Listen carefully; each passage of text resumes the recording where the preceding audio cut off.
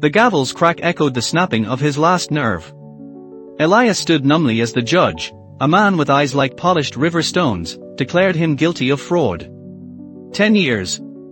Across the courtroom, his brother Marcus offered a sliver of a smile, a glint of triumph just for him.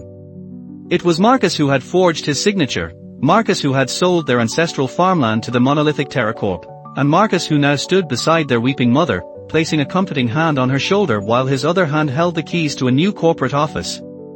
The prison walls were grey, but the betrayal was a far colder color. Elias spent his nights tracing the faded lines on his palms, lines etched by the very soil Marcus had stolen.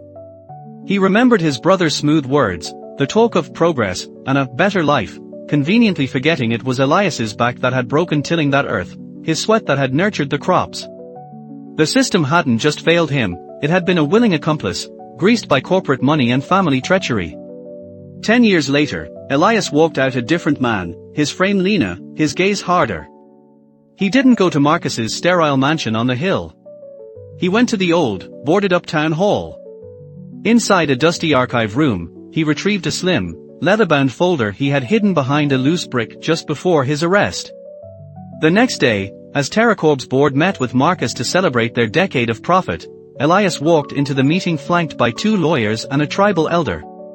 He said nothing, simply placing the folder on the polished table. Inside was the original deed, but beneath it was something older, a covenant their great-grandfather had signed with the local tribe, permanently ceding development rights and designating the land as a protected heritage site. It was ironclad, predating every corporate and state charter. The silence was absolute. Marcus's face drained of color. He hadn't just sold land that wasn't his, he had built a career on a lie that was now legally and publicly indefensible. His corporate masters looked at him not with sympathy, but with the cold calculation of cutting a liability. Elias turned and walked away, not looking back. He couldn't get his years back, but as he felt the cool breeze on his face, he knew he had reclaimed something more valuable, the truth.